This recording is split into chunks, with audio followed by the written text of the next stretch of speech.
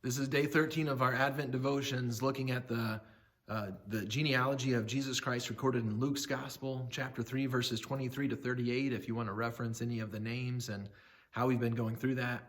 But ultimately showing how this lineage of Jesus, it kind of tells the history, this human history, leading up to why we need Jesus. But hopefully also, man, just gives us a better heart and appreciation and understanding of why Jesus came and all that he was fulfilling when he came. Yesterday we began looking at the anointed King David, and today we're going to finish up talking about him, now that once he becomes king. And so we left off yesterday with that famous story of David and Goliath. Well, after that story, David becomes very famous. He's become a mighty warrior, and becomes very famous. Eventually, he ends up living with King Saul. And so imagine this. You have the current king, and then the future king, the one who has already been anointed as the next king, but is not Saul's son, which is problematic. And so Saul eventually gets jealous and wants David dead. And David figures this out, and with the help of Saul's son Jonathan, they come up with a plan, and David escapes. Well, Saul wants him dead and tries many times to make that happen. But what's interesting is that David actually had opportunities to kill Saul. At one point, when Saul was in a cave, David actually cuts off a part of Saul's garments and shows it to him and says, "Look, I had the opportunity to kill you, but I didn't." And the reason that David didn't is because David honored God's choice of Saul as king. And David knew that one day he would become king, but that would happen not because David interceded and took Saul's life, but because eventually Saul would die, and David would, until that time, would honor God's choice of Saul as king. And then when it was his time, he would take the throne. Under David's kingship, eventually Saul dies, David becomes king, and Israel's successful. They are successful in the military. Things are going well. And it's just a successful, prosperous time for Israel. And when Israel thinks about their kings, they can't think of a greater king than King David. And so things were going really well. And eventually, what we see in 2 Samuel chapter 7 is that David is kind of looking at his house and saying, "Look, how come I have this huge palace, but God is still living in a tent? He's still living in a tabernacle." And so he came up with a plan. He wanted to build God a temple.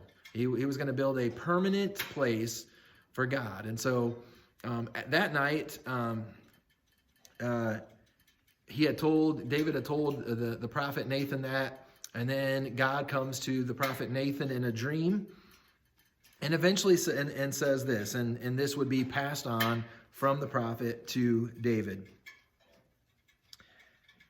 He says, "And I will give you rest from all your enemies. Moreover, the Lord declares to you that the Lord will make you a house. When your days are fulfilled and you lie down with your fathers, I will raise up your offspring after you, who shall come from your body, and I will establish his kingdom. He shall build a house for my name." So it wasn't going to be David that would build this permanent house. It would be David's offspring. "And I will establish the throne of his kingdom forever. I will be to him a father, and he shall be to me a son. When he commits iniquity, I will discipline him with the rod of men, with the stripes of the sons of men. But my steadfast love will not depart from him, as I took it from Saul, whom I put away from before you. And your house and your kingdom shall be made sure forever before me. Your throne shall be established forever." And so David is given a promise, a covenant, that his offspring would always sit on the throne. God even throws it in there. "Even if you commit sin, I will not remove my steadfast love from you. I will not go back on my word. My promise is sure. It will be kept." What we see with David is, even in the midst of this earthly success, the kingdom success that they were having, David, who was called a man after God's own heart, was not a perfect man, not a perfect king. Eventually, David sins. He lusts after a woman, Bathsheba. He commits adultery.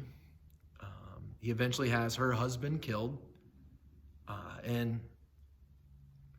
And things in the kingdom, especially if you read the first part of 2 Samuel, everything is going good. As soon as David commits this grave sin, the whole tone of the book changes. Things become very sad after that. Things become difficult within his own family. And so David wasn't perfect. David's kids weren't perfect. We'll see that. David's descendants, as the future generations, would be full of evil kings. But God made a promise, and God is going to keep that promise. That same promise that we saw of this future coming kingly line that was told by Jacob to Judah all the way back in Genesis is going to be fulfilled. And God makes a promise to David, and no matter how bad his descendants mess it up, and no matter how hard David tried to mess this up, God gave his word, and he wasn't going to go back on it. And that's the God that we serve. A God who, when he says something, he does it. And when he makes a promise, he keeps it. Christmas reminds us of that, because the promise of Jesus we saw, it goes all the way back to the Garden of Eden, when that promised seed that would come from Adam and Eve would come and ultimately defeat Satan and sin once for all. And so when we think about Jesus coming, Jesus came from the line of David. He was called the Son of David. He's the king in David's line, born in Bethlehem. Why? Because that's where David was from. And Jesus comes as not as an earthly king as we would see, but he comes as an eternal king. He would establish his kingdom. When he goes and he begins preaching, he says, repent, for the kingdom of heaven is at hand. And he establishes his kingdom. His kingdom would not be known for its military might or its power and prestige. It would be known because it would carry with it the characteristics of the king: mercy, grace, forgiveness, love. That would be how Jesus would mark his kingdom. And Jesus comes. David was called a man after God's own heart. Well, Jesus wasn't a man after God's own heart. Jesus was God, and so he had God's heart. Jesus is called the image of the invisible God. And if we ever wanted to know what would God do if he walked on this earth, we don't have to guess. We look back and we read the gospel accounts, because Jesus showed us what he would do through his life and through his ministry. Jesus was the eternal King of Kings who came in the line of David, who one day will return, who even now, because of after his ascension into heaven, he sits at the right hand of God. He rules and reigns now as the eternal King of Kings and Lord of Lords. That journey, or in an earthly way of speaking, began in Bethlehem, when Jesus would be born in a manger. Not a kingly place, not a palace, not a temple, born in a stable, likely a cave that was dirty and dark and disgusting, and most likely born there, but was God in the flesh, the eternal King of Kings, who would die to save his people, who would live to guarantee their justification, them being able to be right before God's eyes, and who one day is coming back, at this time as a king, as a conquering king, to take his people home and to execute judgment and justice once and for all.